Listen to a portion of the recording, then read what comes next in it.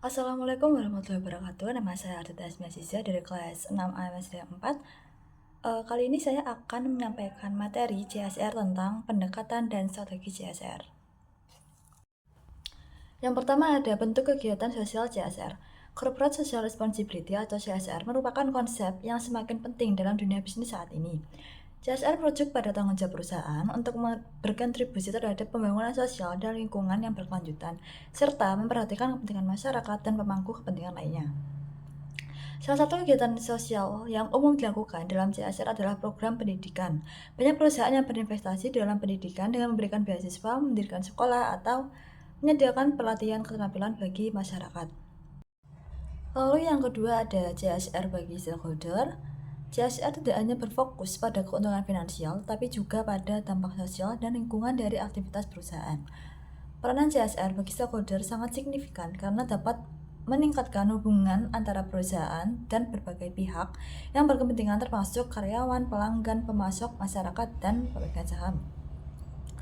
Salah satu peranan CSR dalam membangun kepercayaan dan loyalitas di antara stakeholder, menurut penelitian yang dilakukan oleh Benabo dan Tirole 2020, perusahaan yang aktif dalam kegiatan CSR cenderung memiliki reputasi yang lebih baik di antara mata pelanggan dan masyarakat. Hal ini berimplikasi pada peningkatan penjualan dan pangsa pasar, karena konsumen saat ini lebih memilih untuk berbelanja di perusahaan tersebut. CSR juga berkontribusi dalam mengurangi risiko reputasi dan hukum bagi perusahaan.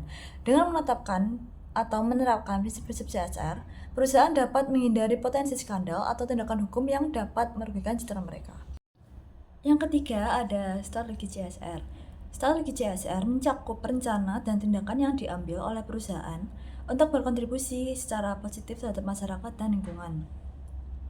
Strategi CSR diantara lain adalah 1. Integrasi dalam bisnis. CSR bukan hanya sekedar tanggung jawab moral, tetapi juga menjadi elemen strategis dalam desain dan pelaksanaan bisnis. Kedua, ada manfaat bagi stakeholder. Melalui CSR, perusahaan dapat memperkuat hubungan berbagai pemangku kepentingan termasuk pelanggan, karyawan, dan komunitas.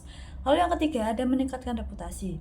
CSR berperan penting dalam mendorong inovasi dengan mengimplementasikan strategi CSR yang efektif. Perusahaan dapat mengembangkan produk dan layanan yang lebih berkelanjutan.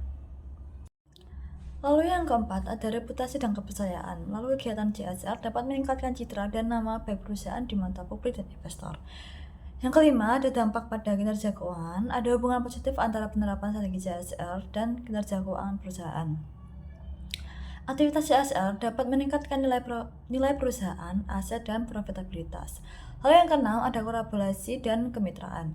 Perusahaan dapat mengeksplorasi kemitraan strategis dengan berbagai pihak, termasuk pemerintah dan organisasi non-pemerintah, untuk memperkuat dampak CSR dan mengatasi tantangan global.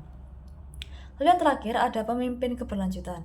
Keberadaan pemimpin yang memiliki visi dan misi yang jelas sangat penting dalam mengembangkan strategi CSR.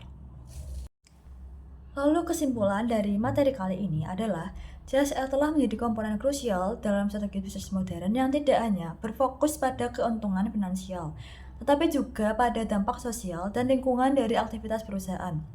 Melalui berbagai inisiatif, CSR berperan penting dalam meningkatkan kualitas hidup masyarakat, melindungi lingkungan, dan mempromosikan keadilan sosial.